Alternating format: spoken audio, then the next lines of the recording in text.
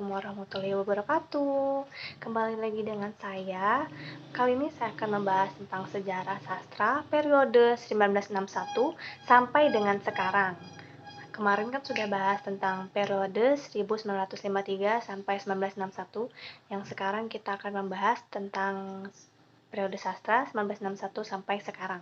Oke, simak ya. Yang pertama ada hakikat sejarah sastra. Hakikat sejarah sastra merupakan intisari yang mempelajari perkembangan karya sastra secara kronologis.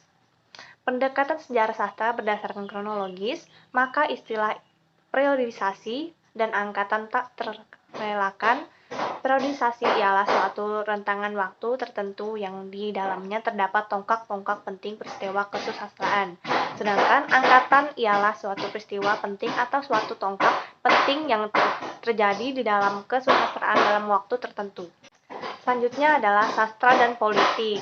Para sastrawan Indonesia menunjukkan perhatiannya kepada dunia politik, di antaranya adalah Muhyamin dan Rustam Effendi, yang terkenal sebagai politikus daripada dikenal sebagai seorang pengarang. Pada tahun 1950 dibentuklah Lembaga Kebudayaan Rakyat atau Lekra yang menganut seni untuk rakyat, yang kemudian menjadi organ kebudayaan resmi dari PKI. Karena adanya perbedaan pemahaman, maka muncul Lembaga Seniman Budayawan Muslimin Indonesia (LESBUMI) yang dibentuk oleh NU, serta organisasi-organisasi lainnya seperti Himpunan Mahasiswa Islam (HMI) dan Pelajar Islam Indonesia (PII) serta lembaga dan partai lainnya. Selanjutnya ada tentang Manifest Kebudayaan dan Konferensi Karyawan Pengarang se-Indonesia. Manifest ini mendapat sebutan baik dari banyak orang. Di sisi lain, manifest sendiri dapat memudahkan Lekra beserta kampanyenya untuk menghancurkan musuh-musuhnya. Namun, pihak manifest juga tidak tinggal diam. Mereka mempersiapkan konferensi pengarangan yang diberi nama Konferensi Karyawan Pengarangan se-Indonesia atau KKPI. Sekarang ada para pengarang Lekra. Namanya Adi Sidharta atau sering dikenal dengan DN Dahrata. Tempat tanggal lahir Cibeber 7 Maret 1924. Beliau adalah salah satu pendiri Lembaga Kebudayaan Rakyat atau Lekra. Ia pernah menjadi wartawan harian Boroh di Yogyakarta pada masa revolusi. Ia bergabung dengan Angkatan Pemuda Indonesia. Yang kedua ada Lukman Nyoto, dikenal dengan nama Nyoto. Tempat tanggal lahir Kabupaten Bondowoso 17 Januari 1927. Beliau adalah wakil ketua PKI dan berteman dekat dengan DN Aidit. Beliau juga pernah menjadi seorang menteri negara. Para pengarang Lekra ada juga Jobar Atjob. Tempat tanggal lahir Bukit Tinggi 16 Februari 1926. Beliau adalah seorang penulis Indonesia. Ia juga seorang penerjemah dan pengamat kebudayaan.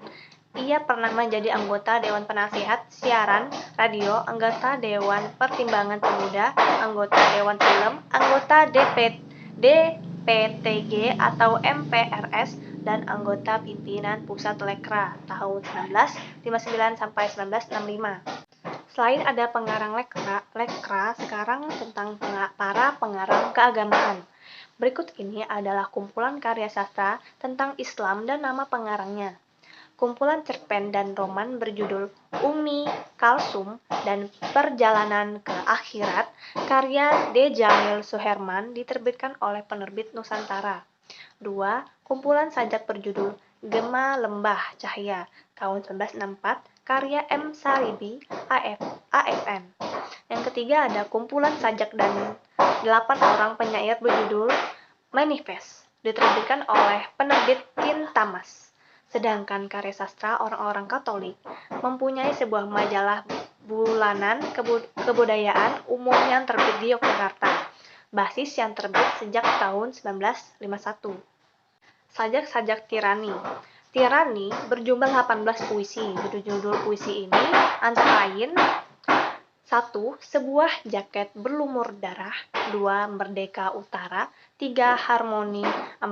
Jalan Segara. 5. Kerangga bunga. 6. Selemba. 7. Tebalu menjelang malam. 8. Dari catatan seorang demonstran. 9. Dari catatan seorang demonstran percakapan angkasa. 10. Geometri. 11. Aviasi. 12. Mimbar. 13. Aritmetik sederhana. 14. Depan Sekretariat Negara. 15. 22 tahun kemudian. 16. Seorang tukang rebutan pada istrinya.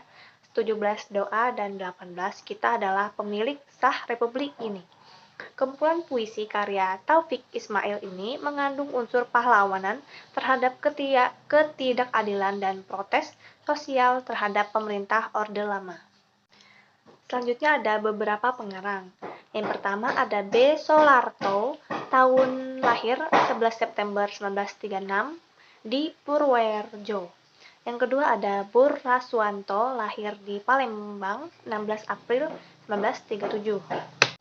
Dan ada beberapa penyair, yaitu Taufik Ismail, lahir tahun 1937, Bukit Tinggi dan dibesarkan di Pekalongan.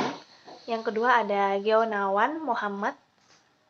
Sajak-sajaknya beliau banyak tersebar dalam majalah dan mempunyai suasana muram seperti menyendiri, kesunyian manusia di tengah alam sepi tanpa kata banyak menjadi temanya. Misalnya, senja pun jadi kecil, kota pun jadi putih. Kesimpulannya adalah karya sastra pada periode 1961 lebih berfokus pada proses sosial terhadap pemerintah yang dituangkan dalam bentuk sajak. Kumpulan puisi maupun roman pada zaman sekarang karya sastra tidak berfokus lagi pada proses sosial di mana karya sastra yang sebelumnya dikenal dengan roman sekarang dikenal dengan nama novel. Nah, mungkin itu saja yang saya dapat sampaikan tentang pengetahuan sejarah sastra periode 1961 sampai sekarang. Jika ada salah kata, mohon dimaafkan. Semoga bermanfaat. Wassalamualaikum warahmatullahi wabarakatuh. See you next time, guys.